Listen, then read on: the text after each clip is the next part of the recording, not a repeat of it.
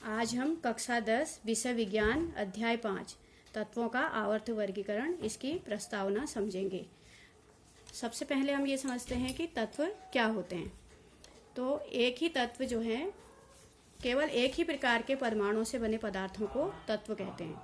केवल एक ही प्रकार के परमाणुओं से बने पदार्थों को तत्व कहते हैं। इसका मतलब है कि जो पदार्थ के सारे परमाणु एक से होते हैं वे तत्व हैं।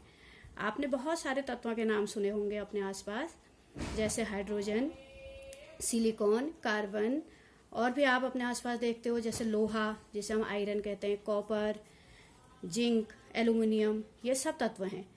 अब तक हमारी इस धरती में कुल 118 तत्व खोजे गए हैं और जिनमें से 94 तत्व धरती पर प्रत्यक्ष रूप से विद्यमान हैं।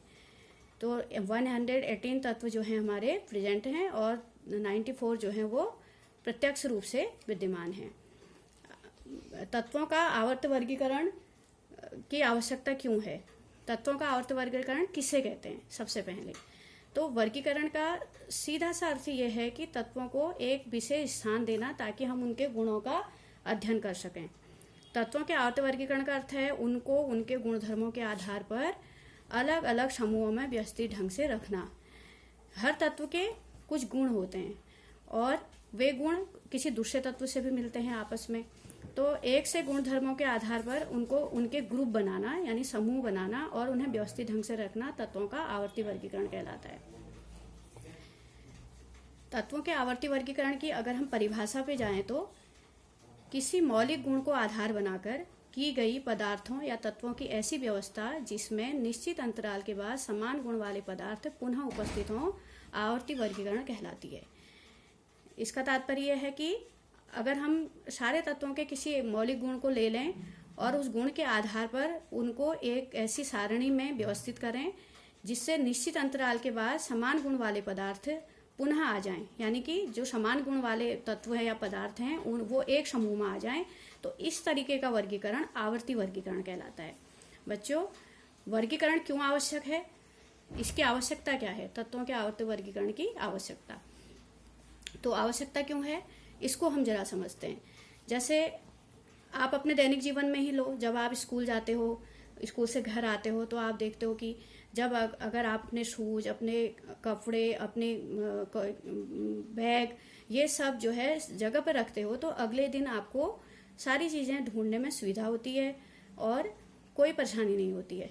लेकिन उसी और दूसरी तरफ अगर आप घर आते ही अपनी सारी चीज़ें बिखेर के इधर उधर फेंक देते हो तो आप अगले दिन बहुत परेशान हो जाते हो। इसी प्रकार जैसे आप एक पेन लेने अपने दुकानदार के पास जाते हैं, है ना, तो अगर दुकानदार भी यही करे, मार्केट से सामान लाए और एक सारा सामान अपना बैग में भर के एक कोने में डाल दे और आपने उससे कहा कि हमें एक पेन चाहिए, तो क्या होगा? उस पेन को ढूंढने में उसे घंटों लग जाएंगे। लेकिन उसी तरह उसके दूसरी ओर अगर वो ये करे, दुकान में उसके पास हर सामान को रखने के रैक बने होते हैं, आप देखते हो, और जैसे आप जाते हो और दुकानदार से कहते हो कि हमें एक पेन चाहिए तो वो तुरंत उस रैक में जाकर के आपको पेन ला के दे देता है। तो यह सुविधा जो है इसलिए हुई क्योंकि उसने सामानों का वर्गीकरण किया है। इसी प्रकार तत्वों का भी वर्गीकरण करना इसीलिए आवश्यक है क्योंकि 1880 तक जब केवल 30 तत्व ज्ञात थे, उस समय तक उनके गुणधर्मों की जानकारी रखना इतना मुश्किल नहीं था। लेकिन जैसे जैसे तत्वों की संख्या बढ़ने लगी, नए तत्वों की खोज होने लगी, तो उससे क्या हुआ? उनके वर्गीकरण की आवश्यकता बढ़ती गई, यानी कि अब उन्हें व्यवस्थित तरीके से किसी सारणी में रखना आवश्यक हो गया। तत्वों के विषय में जानकारी जो है वो बिखरी हुई और इधर उधर अव्यवस्थित थी और उसे व्यवस्थित करने के लिए आवर्त वर्गीकरण की आवश्यकता हुई। तत्वों के विषय में जानकारी को व्यवस्थित करने के लिए आवर्त वर्गीकरण की आवश्यकता हुई। अब हम जानते हैं, समझते हैं कि तत्वों के वर्गीकरण का उद्देश्य क्या है। क्या उद्देश्य है? वैज्ञानिकों ने इसका वर्गीकरण क्यों किया? क्या उद्देश्य है? तो तत्वों के वर्गीकरण का मुख्य उद्देश्य है समान गुण वाले तत्वों को एक वर्ग में रखकर रसायन शास्त्र के अध्ययन को सरल, सुविधाजनक, सुस्पष्ट और क्रमबद्ध बनाना। ठीक है, तो तत्वों का वर्गीकरण इसलिए आवश्यक हो गया ताकि रसायन विज्ञान, जिसमें हम सारे तत्वों और यौगिकों का अध्ययन करते हैं और हम जानते हैं कि तत्व 3 प्रकार के होते हैं, धातु, अधातु, उपधातु, और उन्हीं तत्वों से मिलकर यौगिक बनते हैं जो हमारे दैनिक जीवन में और हमारे पूरे मानव जीवन में बहुत बड़ा महत्व रखते हैं। इसलिए तत्वों के वर्गीकरण का मुख्य उद्देश्य यह था कि जो तत्व समान गुण वाले हैं उन तत्वों को एक वर्ग में रखा जाए, जिससे कि उनके अध्ययन को सरल हो सके, सुविधाजनक हो सके, सुस्पष्ट हो सके, क्रमबद्ध हो सके। ठीक है, तो इस वर्गीकरण के लिए प्रारंभ में जिन वैज्ञानिकों ने प्रयास किए, आज हम उसके बारे में समझेंगे।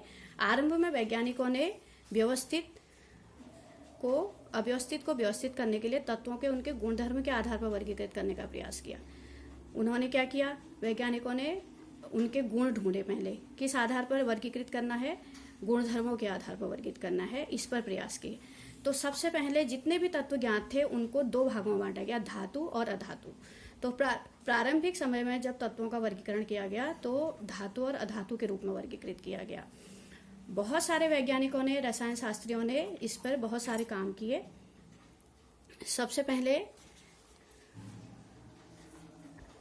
जिस वैज्ञानिक का नाम का हम यहाँ पर उल्लेख करेंगे वो है डॉबे रायनर। डॉबे रायनर जो हैं वे सन 1817 में, उन्होंने, एक जर्मन रसायनज्ञ हैं डॉबे रायनर, उन्होंने समान गुणधर्म वाले तत्वों को समूहों में व्यवस्थित करने का प्रयास किया। उन्होंने 3-3 तत्वों वाले कुछ समूहों को चुना एवं उन समूहों को त्रिक कहा। ठीक है, तो जो सबसे पहला प्रयास है, उल्लेखनीय प्रयास, वो डॉबे रायनर का है। उन्होंने क्या किया, सन 1817 में जर्मन रसायनज्ञ डॉबे रायनर ने समान गुणधर्म वाले, यानी कि जिन तत्वों के गुणधर्म समान थे, उनको समूहों में रखा और कितने कितने के समूह बनाए, 3-3 तत्वों के समूह बनाए और उस समूह को उन्होंने क्या नाम दिया, त्रिक। अब सबसे इंपॉर्टेंट है यह समझना कि उनके इस त्रिक की विशेषता क्या थी। तो उनके इस त्रिक की क्या विशेषता थी, त्रिक के तीनों तत्वों को उनके परमाणु द्रव्यमान के आरोही क्रम में रखने पर, आरोही क्रम आप जानते हैं बेटा, आरोही क्रम मतलब छोटे से बड़े की ओर, यानी कि कम द्रव्यमान से ज्यादा द्रव्यमान की ओर। तो त्रिक के तीनों तत्वों के उनके परमाणु द्रव्यमान के आधार पर आरोही क्रम में जब उन्होंने रखा, जैसे कि मैंने आपसे कहा कि त्रिक में 3 तत्व थे और उन्होंने किस क्रम में रखा था, आरोही क्रम में। तो तत्व का परमाणु द्रव्यमान, जो बीच वाले तत्व का परमाणु द्रव्यमान अन्य 2 तत्वों के परमाणु द्रव्यमान के लगभग औसत होता है। उस त्रिक की यह विशेषता थी कि जो बीच वाला तत्व था उस तत्व का परमाणु द्रव्यमान जो था अन्य 2, यानी कि पहले और तीसरे तत्व के परमाणु द्रव्यमान का लगभग औसत होता है। ये उनके त्रिक की विशेषता थी। जैसे मैं आपको एक उदाहरण से समझाऊंगी। उदाहरण जैसे लिथियम, सोडियम और पोटेशियम। लिथियम का प्रतीक Li है, सोडियम का Na है और पोटेशियम का K है। तो उन्होंने क्या किया, इनके परमाणु द्रव्यमानों को ले लिया और बढ़ते हुए क्रम में रखा। सबसे पहले लिथियम का परमाणु द्रव्यमान 6.9, सोडियम का 23 और पोटेशियम का 39। लिथियम का 6.9, सोडियम का 23 और पोटेशियम का 39 होता है, आप जानते हैं। इनको उन्होंने बढ़ते हुए क्रम में रखा। तो उन्होंने जो त्रिक की विशेषता थी उसके अनुसार उन्होंने दिखाया कि लिथियम और पोटेशियम के परमाणु द्रव्यमान का औसत कैसे निकालते हैं। लिथियम और पोटेशियम के परमाणु द्रव्यमान को ऐड कर लिया, ठीक है, और उसको आधा कर लिया, हाफ कर लिया, औसत निकाल दिया। 2 तत्वों का परमाणु द्रव्यमान निकालना है और फिर जोड़ना है, फिर उसको औसत निकालने के लिए 2 से डिवाइड करना है, क्योंकि 2 तत्व हैं। तो ये लगभग 46 आता है और 46 में अगर हम उसका औसत निकालते हैं तो 23 आता है। और 23 किसका होता है, सोडियम का। आप देखो ध्यान से, सोडियम का जो परमाणु द्रव्यमान है वो 23 होता है। तो डॉबे रायनर ने इस तरीके से किया कि पहले और तीसरे तत्व का परमाणु द्रव्यमान का औसत बीच वाले तत्व के बराबर हो। ये उनकी त्रिक की विशेषताएं थी। ऐसे त्रिक के उन्होंने 3 त्रिक ढूंढे उस समय। एक त्रिक तो अभी मैंने आपको बताया, लिथियम, सोडियम, पोटेशियम। एक उन्होंने calcium, scandium, barium, chlorine, bromine, iodine. तो इस वाले का तो मैंने आपको समझा दिया। उसी तरीके से दूसरे वाले त्रिक में भी यही था, पहले और तीसरे को जोड़ के उसका जो औसत निकालोगे यानी आधा करोगे तो बीच वाले के बराबर निकलेगा। वैसे ही क्लोरीन और आयोडीन को जोड़ के उसका औसत निकालोगे तो ये ब्रोमीन के बराबर होगा और लगभग, ठीक है। तो अब डॉबे रायनर का जो ये प्रयास था उसमें कुछ कमियां थी, कुछ सीमाएं थी।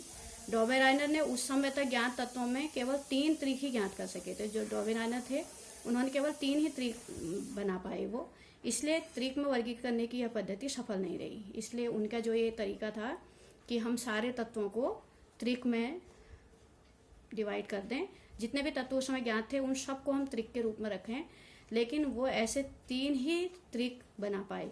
उसके बाद जो बाकी तत्व थे उनको उनके परमाणु द्रव्यमान के आरोही क्रम में रखने पर वो और त्रिक नहीं बना पाए, इसलिए यह पद्धति उनकी सफल नहीं हो रही। लेकिन इससे जो लाभ हुआ, फायदा हुआ, वो ये हुआ बेनिफिट कि अन्य रसायनज्ञों को तत्वों के गुणधर्मों का उनके परमाणु द्रव्यमान के साथ संबंध स्थापित करने के लिए प्रोत्साहन मिला। जो अन्य पहली बार वैज्ञानिकों ने जाना कि तत्वों के गुणधर्मों का उनके परमाणु द्रव्यमान के साथ संबंध हो सकता है, और इस तरीके से आगे आने वाले रसायनज्ञ इससे प्रोत्साहित हुए और उन्होंने तत्वों के आवर्ती वर्गीकरण के लिए और प्रयास तेज कर दिए। तो हमें इसकी सीमाओं, डॉबेराने की सीमाओं के बाद आगे उससे विकास क्या हुआ कि तत्वों के गुणधर्मों का उनके परमाणु द्रव्यमान के साथ संबंध स्थापित करने में प्रोत्साहन मिला अन्य रसायनज्ञों को, और उन्होंने आगे इस पर तत्वों के आवर्ती वर्गीकरण करने पर और प्रयास किए। अब इससे आगे का मैं आपको अगले लेक्चर में बताऊंगी।